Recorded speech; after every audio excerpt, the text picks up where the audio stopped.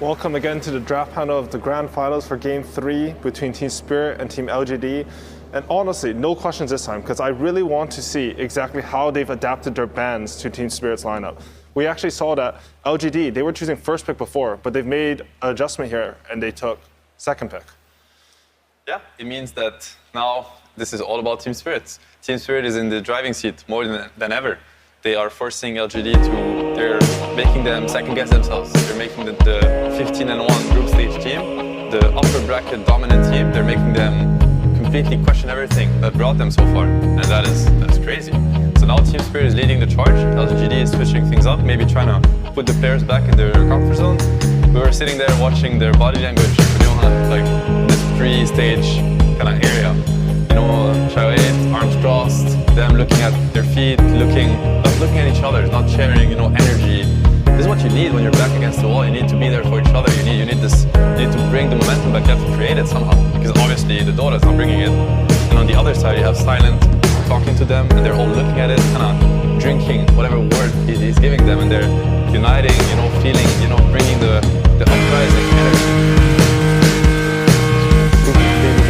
Right now, body language wise, I wonder if this change up will make them slightly better, because now it's like now we're going to go back to the second pick, maybe Samuel will make some type of confident boost, but we need to know what they're going to do.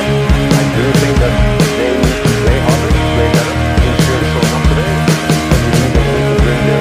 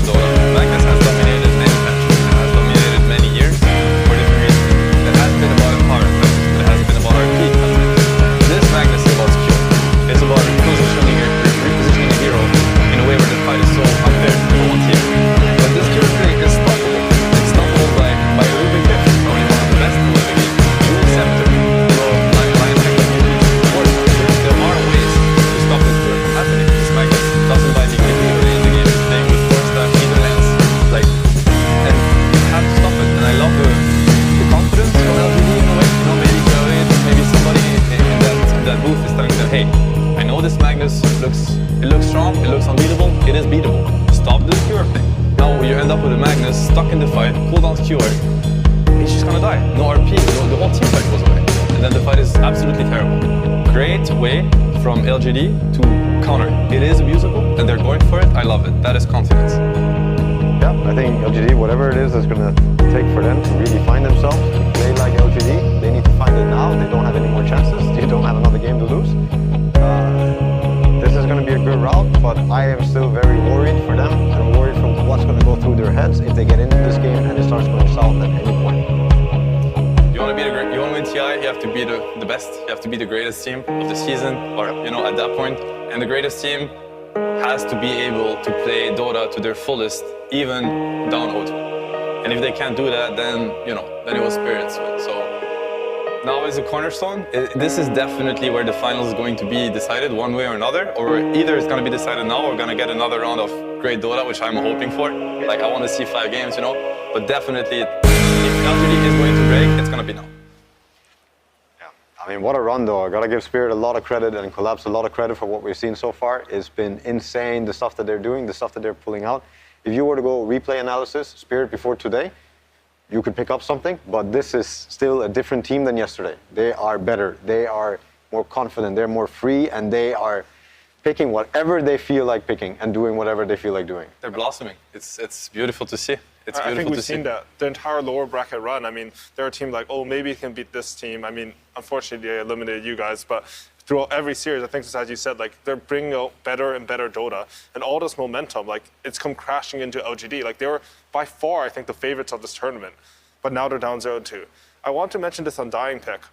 So in my head, like, Magnus, he repositions the fight. So maybe Undying, he has troubles with that. But is it just like because of the Rubik lift, they're so confident in stopping that, you can like anchor a fight with a Tombstone? Or like, what do you guys think about the pick? It is possible. It's also a very good hero against Magnus on the lane. There's that too. And you also have to keep in mind they're playing second pick. So they have to kind of show cards.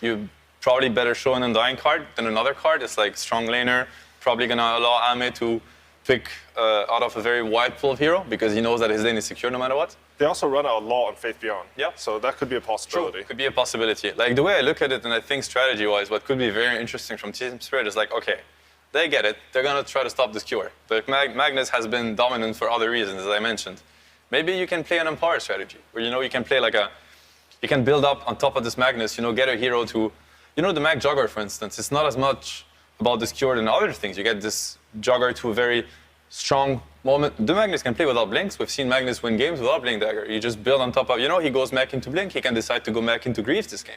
Mech into Greaves into Crest and put that on this one hero that's just gonna, and then this Cure is never gonna happen. And now you're stuck with the Rubik that's just looking at it's like, is Cure happening, guys? Because that's my job in this game and it's not happening. I'm just Fate bolting. Which is also where the Undying pick, I think, comes in to maybe secure that these are fights that are going to happen. So now if you're playing on RP or playing on Empower, you're at least fighting into the Tombstone. Yeah. I get the pick, and also what you said. I think he suffers a lot from the Skewer play and the fight being repositioned. Already now, LGD are probably thinking about objectives together. They want, that's how you're going to enable this Tombstone. That's how you're going to enable your two heroes to kind of punish this Magnus. Makes a lot of sense. Yeah. But we'll see. I'm still worried for LGD. Now I'm seeing things, and I'm seeing this Morphling ban. I think it would also be a good pick for them. They're also worried about like a Willow Morph combo, but it's good against Mag. It would be good with Undying. It's what they're looking for forcing objectives and things like this. I wonder if they're going to have a solid plan going into this, if they're drafting free, or if Shao 8 is also dealing with all this pressure that they might be feeling, being the favorites, having not lost many games before, and now losing games for like the first time. Ooh. Again, I think it's dealing with the Magnus Blink again. They're worried about that skewer. I really like what you said, Ceb, about maybe making a pivot on the Magnus style. I think the other thing that this hides is whether Undying is actually a core or not. Because I think that's really what they're thinking about here. That's one thing. I think there's two ways here. If Spirit can play Mag mid, I think it's very interesting, this game. The Mag doesn't have to go into the Undying lane. Mag mid is Echo Saber Mag. He's just gonna blink, RP, kill. He doesn't cure back, and he is not gonna care as much about what's being built, and they get also to counterpick the Spectre greatly on the lane. It's a possibility, but they could also decide to double down. They go for the Mag PA. I mean, I think they're thinking about This dude's playing everything. Yeah, everything. And the PA shard versus Spectre, crazy. You don't scale into this. He will pop him in a second with Empower and with the shard. And I'm sure, Yotoro PA, for those that don't know Yotoro well enough, like, he is one of the greatest PA players ever. If you encounter him in a pub playing PA or watched him, this is his bread and butter. He's super comfortable. He played it here. I forget who he was playing against him. He got Rampage in that game with PA already at TI. So he is playing everything. He's literally playing every hero he can. And I want to mention how LGD, I am scared for them. I want them to bounce back. I want to see more LGD Dota. I want to see game 4. I want to see game 5. But they have played so far Tiny on crack, Tiny Ogre, Tiny Mag. They have played ET, enabled ET that is also crushing the games. They have played Lycan. They have played these really powerful strategies. And so far, I don't see the multipliers here. I see the one Spectre, I see the one Undying, I see the one Bloodseeker, but I don't see the multipliers that LGD are so good at. They're creating these strategies and they're buffing them so much that it just breaks the game. I'm maybe missing it, but so far, I don't see the game being broken from LGD's side. So to me, Team Spirit has successfully pushed LGD out of their trademark this tournament. Yeah. I think Team Spirit's lineup also looks like it has a lot more potential. When you look at these fights and when you look at what's going on for LGD, tell me about what their gameplay is going to look like this game. How are they forcing a tower? How are they forcing a Roche? How are they forcing a fight this game? I don't like what's going on in the draft right now, where I already see that they're just addressing, they pick PA, we feel bad, we need a Rupture to try and deal with it. It makes not a lot of sense with the Spectre. It makes not a lot of sense with this Undying and Rubik. Maybe with the Rubik for the lane, but still, there are picks in the game that could maybe make this come more together, find a way to scale into them, win the fights, get the Roche, play some team fights to actually make it happen for your team. So is that what you think they're lacking on the LGD side? Just need some so it's damage for objectives and maybe some more team fight. Some way to force the fight. It can happen through objectives. It can happen through Roche. It can happen through catching them with a good spirit hero. As for the last game, I'm going to try to make a case for LGD, for the LGD fans or the ones that are hopeful to see a game 4. They have very strong lanes. I mean, Bloodseeker versus PA, I speak from experience. Like, as an offlaner, I can tell you this is a free lane. He's going to have the lane of his life, especially with Rubik on this lane. You know, they did see the Magnus and they decided to go with the Undying and the Spectre, so I can only assume that they're happy with this lane too. So now these are two side lanes, they're gonna get the last pick for nothing to say. He has proven that he can, you know, truly dumpster a lane if he's given the tools for it. Tinker's still in the pool this game. Yeah, that's very interesting. I think he plays an insane Tinker. They also have a way to force these fights. I mean, at the end of the day, they do have Rupture plus Tombstone, and that is a way to fix the fight somewhere, you know, and force them to fight into the Tombstone, give the Rubik freedom to position himself around the fight how he wants and gets his spells off. And, you know, and we all know what Xingqiu can do when he's enabled in these fights. There are ways for LGD to make that happen. I see the Tinker. Then the Tinker would actually, you know, Tombstone, Night Vision, Bloodseeker amplifying. Yeah, that's you know, crazy. I would just be worried about how are they forcing a fight with this Tinker? How are they actually catching a hero? It has to be the Rupture, it has to be the Lift. I don't think it's the best and easiest ways to force fights. Early on, Rupture, ATOS, they have to build on it. ATOS would be a really good, it would be a really good timing for them. They have to build on top of that. And I see how the Tinker makes all of it. Nothing to say, one of the best Tinker players in the world. Incredible Tinker, actually. So good on the hero.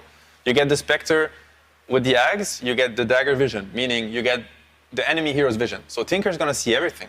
He's gonna be amplified by Blood Rage and the nighttime Tombstone Vision. Everybody's tanking the Tinker spells. Very beautiful pick, in my opinion, that can, once again, it might enable their entire lineup if they are willing to look at it. What's left for Toronto here? So there's a lot of heroes that are banned. You have. Do you feel like he needs like a preemptive Tinker counter though? Because when you guys are talking about Tinker, I feel might, like it seems so free. I mean, you guys it's very free right now. He It's has a very to free cover the Tinker Tinker game. angle. He has to. But no Puck, no Storm, no Void Spirit, no Ember Spirit. I don't know. Man. Like, most of the heroes that he would want to pick are kind of gone. Okay, that's a Toronto hero, but it's not an inherent Tinker counter. No. You can catch him, but you don't stay on top of him. And nothing to say, he was a Tinker spammer. When he was like a C pub star, he was one of those guys. Yes, give us the NTS C Tinker. We want to see it. Don't go out without it. He is, you know, he is the king on this hero.